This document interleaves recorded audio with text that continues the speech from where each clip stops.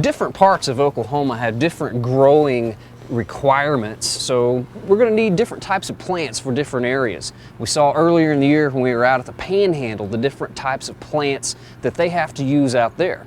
Well, in the western part of the state, more particularly here in Clinton, Oklahoma, we're at the nursery of Steve Biebert, and we're going to just look at some of the more unique trees that he carries for this part of the state. And we'll just start with this tree right here, Steve. I hardly ever see this one for sale anywhere, but you have a few here. This is Chitta wood, Bumelia lanuginosa, and really this is kind of a little native plant that I think is really neat. The use for it is a wildlife plant. This plant will fill up with little purple berries along in the fall, and when the migrating songbirds come through, they really enjoy this plant. And it's real tough. It's kind of an irregular little grower, but it's certainly good for wildlife gardens. Okay, very tough tree.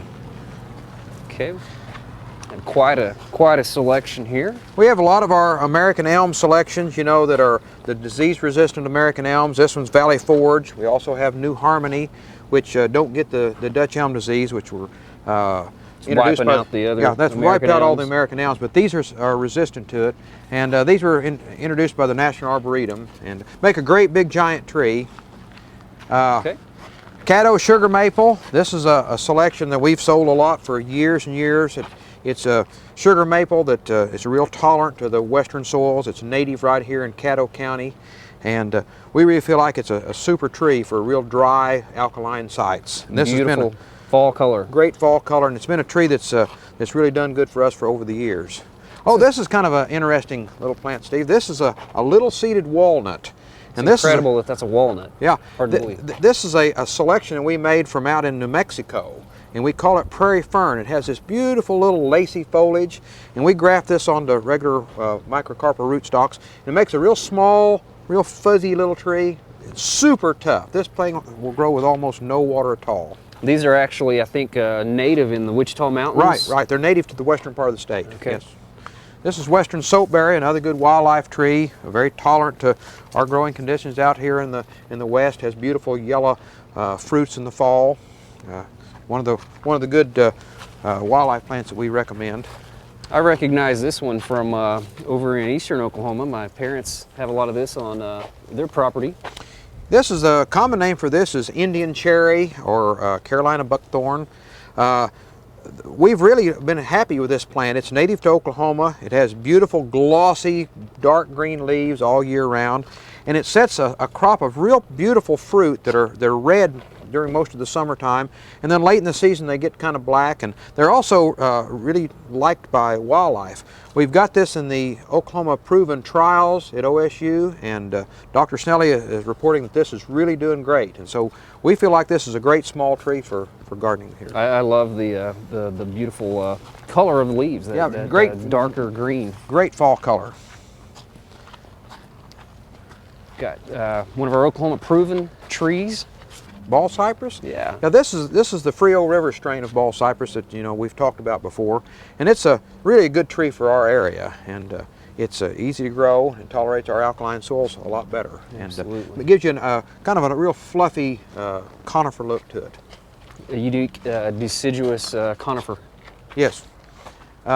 This is Chinese pistache. This was our first Oklahoma Proven selection, and does great in western Oklahoma, and we've sold a lot of these over the years, and everybody's real happy with them. Again, a very beautiful fall color associated with this tree.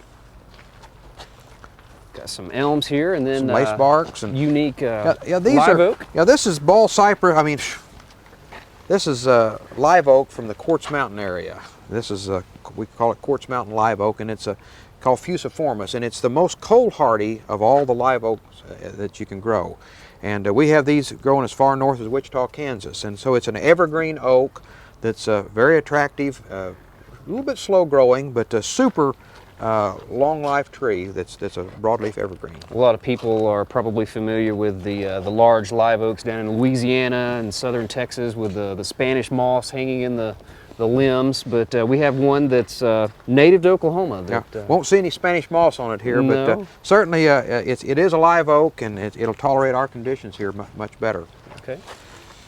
And this is our tree of the year, Oklahoma Proven Tree of the Year. This is a Bur Oak, and this is probably one of the most noble, majestic, big oak trees that you can plant. If you have room for a large tree, the old Bur Oak will be here for 200 years, and it's just a wonderful old specimen tree. And I really don't think I can say enough for the old Bur Oak. It's what all of our communities should have in their public spaces, for a tree that'll give you a lot of weight in your community and be there for many generations. One of the toughest, most rugged trees we can probably find. Super tree. Native. This extends its range further out into the plains than any oak species, and I think this is great for western Oklahoma, or really for any part of Oklahoma that you have a lot of room and you need a big tree. Okay. Well, Steve, I appreciate you showing us your collection of trees here. Well, I appreciate it. I'm glad you all could come by. We hope you enjoyed this video. It's part of our OK Gardening Classics YouTube channel. You can also find more recent videos on our Oklahoma Gardening YouTube channel. And join us on social media for great gardening tips, photos, and discussion.